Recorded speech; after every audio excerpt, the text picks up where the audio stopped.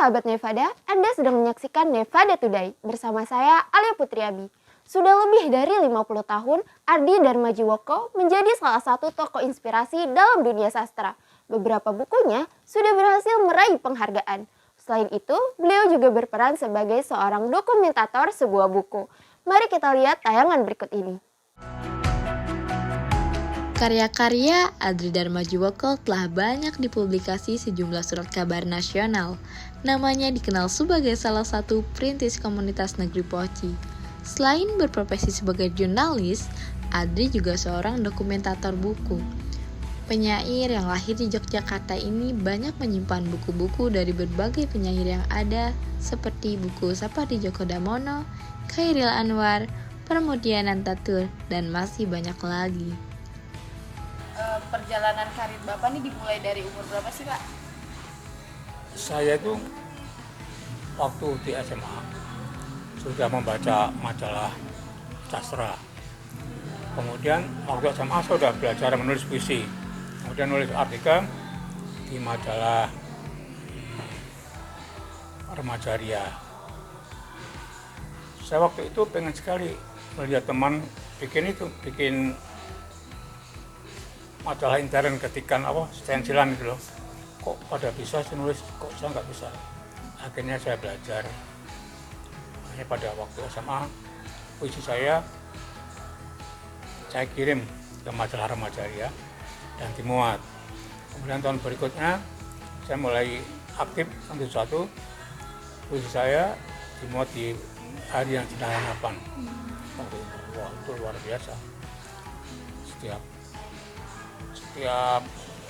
orang rasanya kenal saya kan, karena waktu itu kan jarang. Sekarang tiap hari banyak penyair di Facebook. Waktu itu kan jarang penulis buku gitu. Penulis jarang. Belum jadi wartawan juga susah.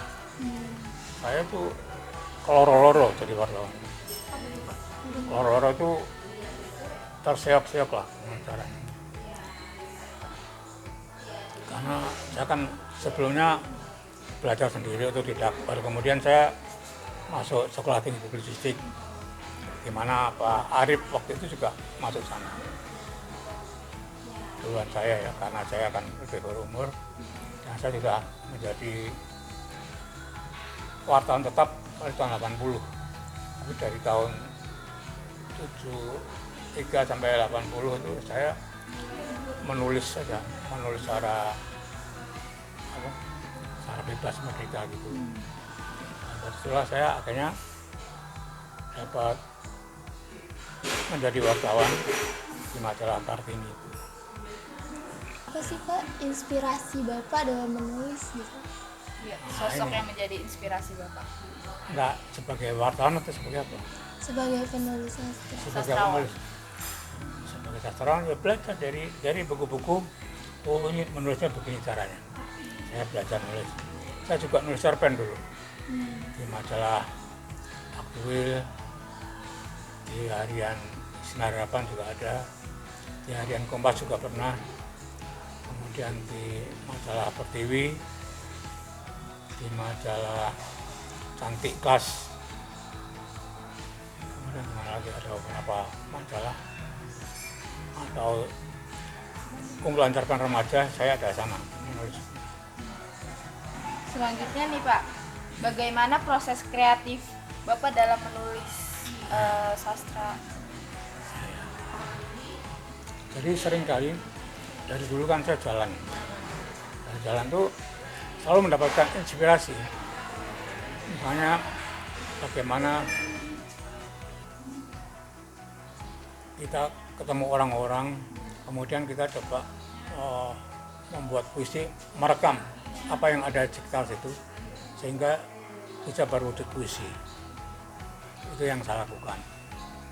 Dan banyak hal lain yang sebenarnya itu untuk menulis puisi tidak harus jalan-jalan seperti saya, tapi juga dari mengkaji puisi-puisi orang lain dulu. Dalam hal ini saya banyak berguru pada penyair-penyair yang lebih senior, seperti puisinya Taufik Ismail, puisinya Rendro, dan semua sastrawan Indonesia saya baca buku. karya mereka.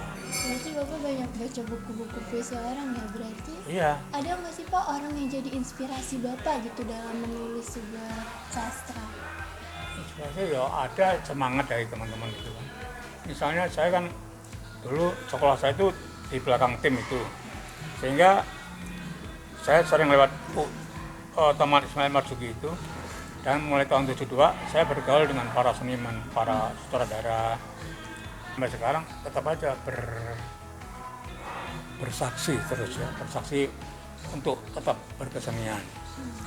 Nih Pak, dalam membuat puisi, biasanya Bapak tuh ada kayak tema-tema tertentu nggak sih? Kayak tentang politik atau alam? Kebanyakan alam. Kalau politik nggak bisa, ini bisa dilihat dalam buku-buku ini, nggak ada. Tentang, kebanyakan tuh tentang ini ya Pak, alam gitu. Oh ya, ya Dan seperti ini. sosial. Ini seorang penyair yang apa ya?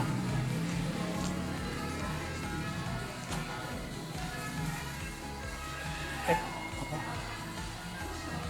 Penyair Puan, kalian bisa tahu nanti kalau mau baca dari apa itu Bu. Saya juga belajar puisi-puisi dari luar negeri, tapi yang terjemahan ya. Iya. Yang aslinya. Kalau dari puisi luar negeri itu ya, Bapak ada tokoh inspirasinya nggak, siapa? Edgar Allan Poe itu.